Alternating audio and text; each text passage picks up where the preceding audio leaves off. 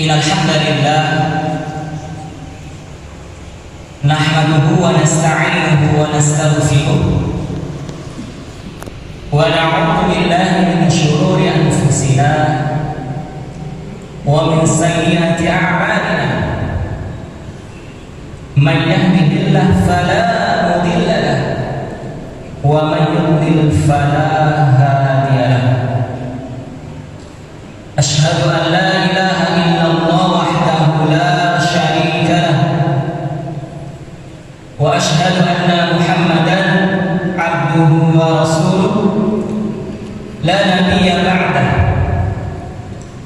Allahumma salli wa sallim wa barik ala nabiyyina Muhammadin wa ala alihi wa ashabihi wa man tabi'ahum bi ihsanin ila yaumil qiyamah. Amma wa qala Allah ta'ala ba'da a'udzu billahi minasy syaithanir rajim. Ya ayyuhalladzina amanu taqullaha haqqa tuqatih wa la tamutunna illa wa antum muslimun. Hadirin jamaah salat subuh dan kajian ahad subuh yang berbahagia rahimani wa rahimakumullah. Yang pertama, kami mohon izin para ustaz, para tokoh ulama, para orang tua, khususnya ketua takmir masjid Pak Haji Sukarnawi. Mohon maaf, kami menjadi orang yang pertama di meja yang baru ini, menjadi orang yang perdana menggunakan hasil dari universiti mengadakan meja untuk kajian yang ada di Masjid Syuhada. Pertama, kita bersyukur kepada Allah Subhanahu wa taala atas segala nikmat yang Allah karuniakan kepada kita hingga saat ini, berupa kesehatan dan kesempatan yang Allah berikan kepada kita, dan nikmat yang utama yang masih ada pada diri kita sehingga kita mampu duduk di sini sehat, ada waktu luang. Tapi ketika tidak dipilih oleh Allah untuk bisa duduk bersama kita di sini, sehat, waktu luangnya ada, dekat dengan masjid, tapi untuk datang ke masjid belum tentu semuanya bisa. Hanya orang-orang yang dipilih oleh Allah Subhanahu wa taala yang mendapatkan hidayah, iman yang kuat kepada Allah, masih ada iman dan Islam pada dirinya, inilah yang dipilih oleh Allah untuk bisa memenuhi panggilan Allah ketika hayya as-shalah, hayya as-shalah. Maka kita bersyukur kepada Allah Subhanahu wa taala atas nikmat yang masih ada pada diri kita ini. Dengan kesyukuran kita ini, kita berharap kepada Allah kita senantiasa dimudahkan dalam beribadah, dimudahkan dalam berbuat baik. Karena lulus ketika kita bersyukur, Allah berjanji la in syakartum la azidannakum wa la in kafartum inna 'adzabi lasyadid. Ketika kita bersyukur dengan nikmat Allah, kita bersyukur dengan nikmat harta yang kita miliki, janji Allah akan ditambah hal tersebut. Kita bersyukur dengan sehat yang kita miliki, Allah berjanji akan tambah kesehatan kepada kita. Ketika bersyukur kita kepada Allah dengan waktu yang Allah berikan kepada kita luang, kita mampu beribadah, kita mampu ikut taklim, kita mampu berjamaah, kita bersyukur kepada Allah dengan hal tersebut. Kita berharap kepada Allah dengan itu kita senantiasa dimudahkan beribadah kepada Allah. Dan kalau kita berbicara tentang nikmat Allah, tentu saja tidak hanya satu ukurannya, bukan hanya sekedar harta, bukan hanya sekedar sehat, bukan hanya sekedar waktu luang. Ketika kita bersyukur kepada Allah Subhanahu wa taala, akan mengikuti nikmat-nikmat yang lainnya,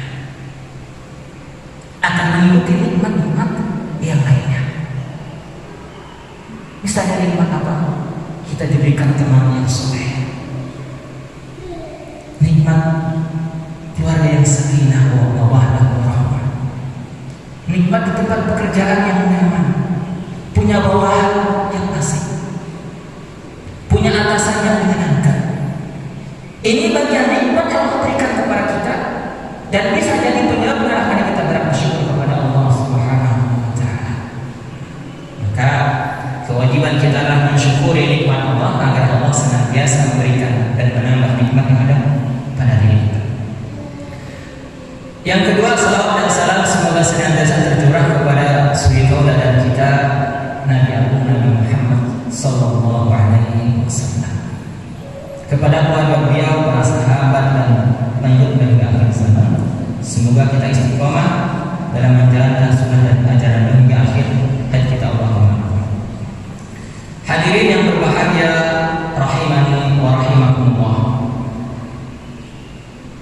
Setelah minggu kemarin kami mendapatkan screenshot dari Ustaz Nasir, pembicaraan dengan Ustaz Daniar. Saya mengingatkan kepada Ustaz Daniar, Ustaz jangan lupa subahat mengisi jadwalnya di Masjid Syuhada. Di qadarullah kalau beliau mohon maaf Ustaz, saya izin karena saya sedang berada di Pulau Jawa, maka diamanahkan kepada kami lagi untuk mengisi kekosongan ini. Semoga nanti bisa kita maksimalkan waktu yang Allah berikan kepada kita. Dan sebagaimana sebelumnya, insyaallah kita akan membahas hadis fikih yang nanti kita kolaborasikan dengan himpunan usul terjih yang ada di dalam kitab Umdatul Ahkam. Ada yang menulis judulnya adalah Al-Umdatu fil Ahkam, karya Asy-Syaikh Al-Imam Al-Hafidz Taqiyuddin Abu Muhammad Abdul Ghani bin Abdul Wahid bin Ali bin Surur bin Rabi bin Hasan bin Ja'far Al-Maqdisi Al-Jamali As-Salihi Al-Hanbali. Inilah yang lengkap dari pengarang kitab Umdatul Ahkam, kitab hadis fikih atau kitab hadis hukum. Sebelumnya kita sudah menyinggung berkaitan dengan akan seperti apa yang kita bahas nanti pada pertemuan sebelumnya. Maka pada saat ini langsung kita masuk ke pembahasan awal. Bagian pertama kitab Thaharah. Dalam buku ini ya, bab atau bagian pertama yang dibahas adalah kitab Thaharah. Kitab Thaharah atau bersuci. Kitab asal katanya adalah mengumpulkan atau menggabungkan, ya. Mengumpulkan atau menggabungkan. Ma jama'a abwaban tarji'u ila aslil wahid. Ma jama'a abwaban tarji'u ila aslil wahid. Sesuatu yang mengumpulkan beberapa bab yang kembali kepada satu pokok pembahasan. Sesuatu yang membahas atau mengumpulkan beberapa bab yang kembali kepada satu pokok pembahasan. Itu arti dari kata kitab. Kemudian at-taharah, masdar atau predikat dari tatahhur, yang dalam bahasa memiliki pengertian an-nazahah. An-nazahah ini berarti mensucikan diri dari kotoran, mensucikan diri dari kotoran. Sedangkan secara fikih, taharah ini memiliki arti melakukan sesuatu yang menyebabkan ataupun membolehkan dengannya seseorang melaksanakan sholat. Melakukan sesuatu yang dengannya membolehkan seseorang melakukan sholat. Ini secara fikih arti dari taharah. Apa penyebab Kenapa dalam kitab, khususnya kitab fikih, bab pertama yang dibahas adalah thaharah. Dalam kitab hadis Umdatul Ahkam ini pun yang dibahas adalah kitab thaharah. Apa alasannya? Apa penyebabnya? Di antara yang kami tulis, penyebabnya yang pertama adalah sebagaimana yang kita ketahui dalam rukun Islam, ibadah yang pertama dan utama adalah sholat. Dalam rukun Islam yang 5, ibadah utama dan yang pertama adalah sholat. Dan sholat wajib dengannya terlebih dahulu berwudu. Sholat tidak sah tanpa wudu. Tidak ada sholat tanpa wudu. Sehingga karena perintah ataupun ibadah yang pertama tadi adalah sholat, dan sholat merupakan bisa dilaksanakan dengan berwudu, maka ditempatkan bab thaharah yang utama. Kemudian penyebab yang lain adalah thaharah adalah syarat yang paling ditekankan di dalam sholat. Bahkan sempurna atau tidaknya thaharah ini menyebabkan sempurna atau tidaknya sholat kita. Sempurna tidaknya thaharah kita, sempurna tidaknya wudu kita, itu menyebabkan sempurna dan tidaknya sholat kita. Yang selanjutnya adalah kunci sahnya sholat adalah thaharah. Maka ditempatkan thaharah ini di bagian pertama. Di bagian pembuka ini dijelaskan bahwa thaharah adalah kebersihan. Menurut istilah adalah mengangkat hadas dan menghilangkan najis. Kemudian makna thaharah ini sendiri ada yang bermakna maknawi, ada yang bermakna harfiah. Thaharah yang harfiah, kita bersuci misalnya dengan air, bersuci dengan wudu. Tapi ada makna thaharah maknawiyah, adalah kita mensucikan diri kita dari kesalahan kita, dari dosa kita. Maka kita akan masuk kepada hadis yang pertama dalam kitab ini, sebagaimana kitab-kitab yang membahas tentang ringkasan-ringkasan hadis, misalnya Al-Arba'in An-Nawawiyah menempatkan hadis yang pertama adalah hadis berkaitan dengan niat. Ya. Sebagaimana hadis yang ada di dalam kitab ini disebutkan Al-Amirul Mukminin Abi Hafsin Umar ibn al-Khattab radhiyallahu anhu qala, dari Amirul Mukminin Abu Hafsah, Abu Hafsah, bapaknya Hafsah ya. Umar ibn al-Khattab radhiyallahu anhu berkata, sami'tu Rasulullah sallallahu alaihi wasallam, beliau mengatakan, aku mendengar Rasulullah sallallahu alaihi wasallam yaqul, bersabda, innamal a'malu binniyat wa fi riwayatin binniyat. Dalam hadis ini beliau menyampaikan, Rasulullah sallallahu alaihi wasallam bersabda, mengatakan, sesungguhnya setiap amal tergantung niat-niatnya, atau riwayat lain disertai niat. Setiap amal tergantung dengan niat. Amalan apapun itu bergantung dari niat yang kita lakukan. Wa innamal likulli imri'in ma nawa, dan sesungguhnya bagi setiap orang tergantung pada apa yang dia niatkan. Tergantung dari apa yang ada di dalam hatinya. Tergantung maksud apa yang dia tuju. Ibadah mau ngapain? Ibadah penetapan apa? Ke masjid tujuannya apa? Sholat untuk apa? Maka ini akan mempengaruhi nilai ibadahnya di sisi Allah Subhanahu wa ta'ala. Faman kanat hijratuhu ila Allah wa rasulih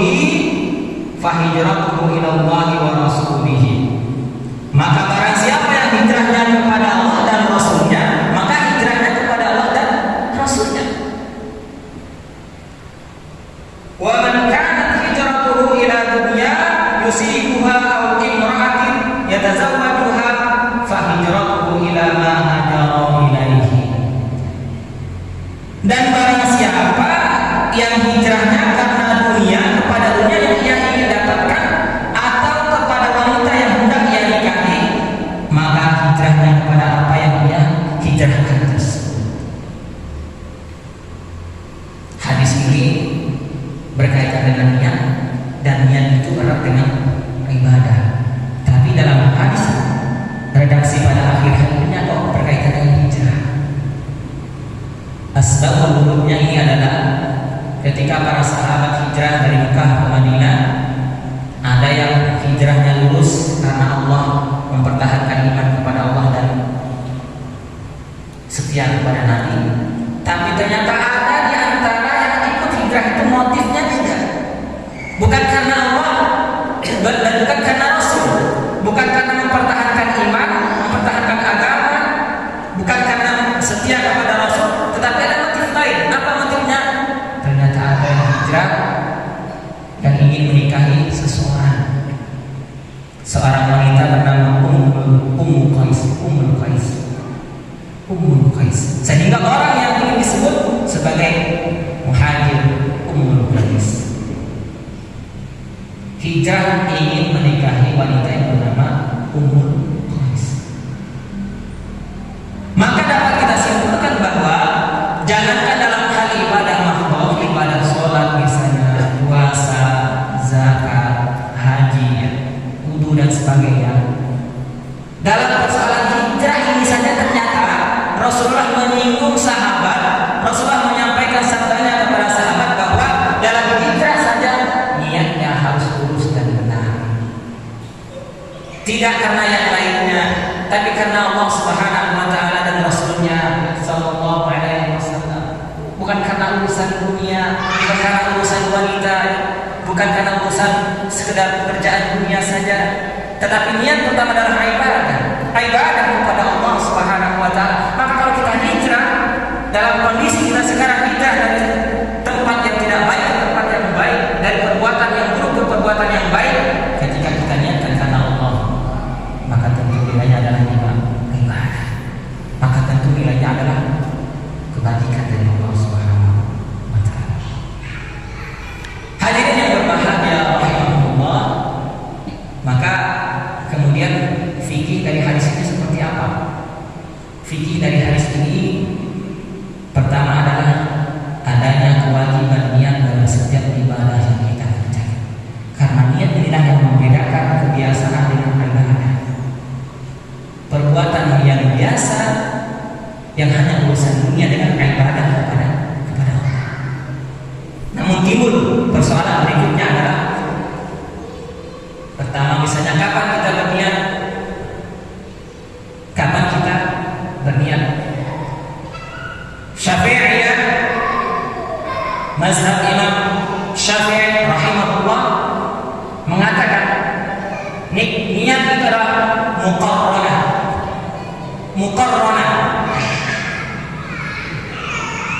Apa muqarranah itu?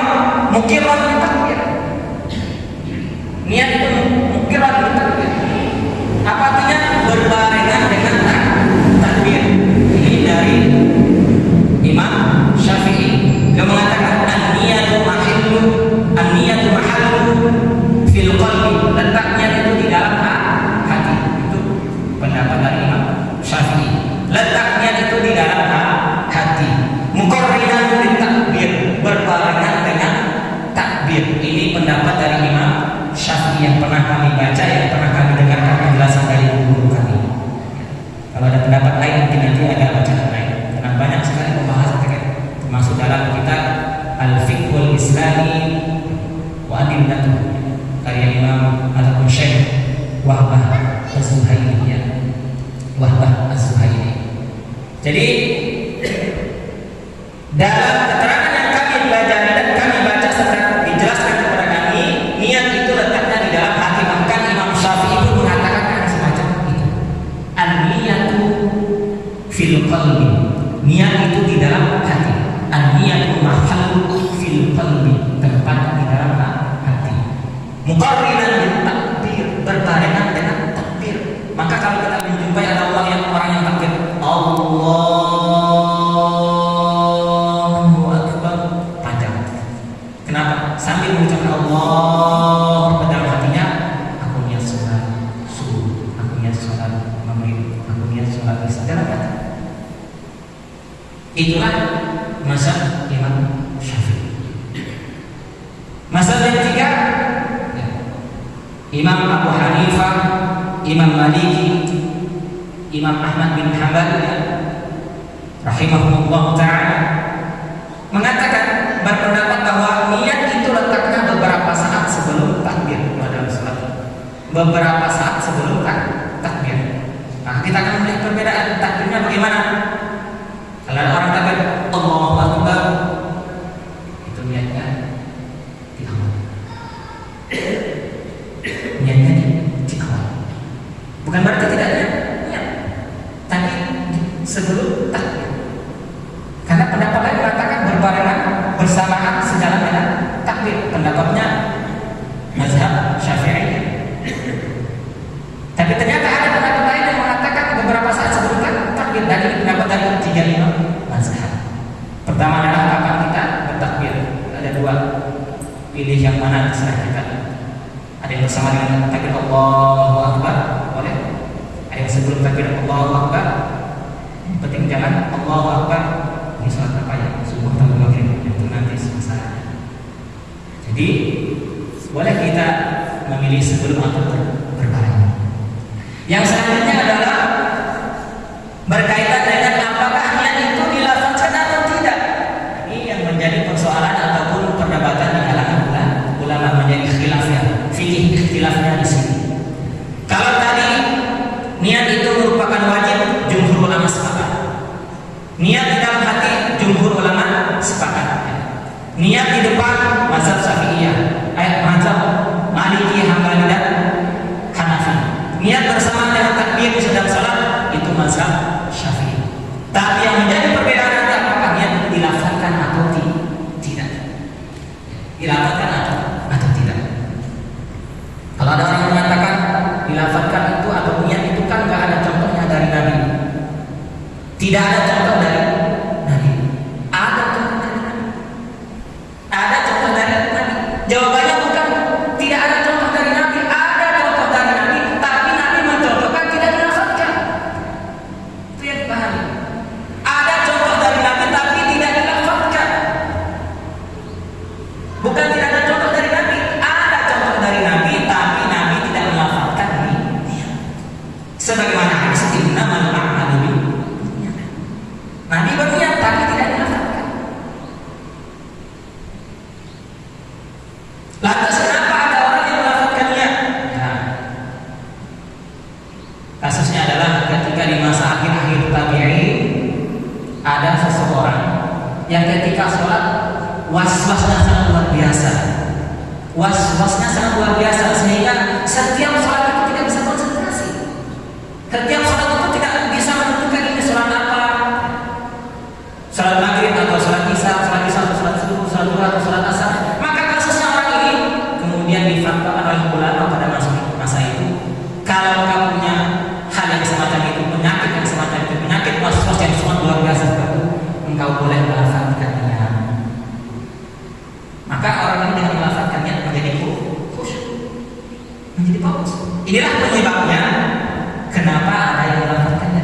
Ini yang menjadi dasar kenapa ada orang yang melafazkan niat bukan dari Nabi, bukan dari sahabat, bukan dari tabi'in, tapi kasus ada orang di masa akhir tabi'in, dia merasa was-was sangat luar biasa, sehingga ada orang yang memfatwakan kepada dirinya, engkau lafazkan niatnya agar kuat hatimu dalam beribadah dan fokus beribadah kepada Allah.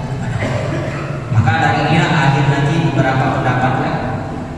Misalnya pendapat dari kalangan Syafi'iyah, khususnya Imam An-Nawawi dan Bukhari dan sebagainya, pengikutnya Imam Syafi'i atau yang sependapat dengan Imam Syafi'i, mengatakan semuanya sepakat niat itu berada di dalam hati.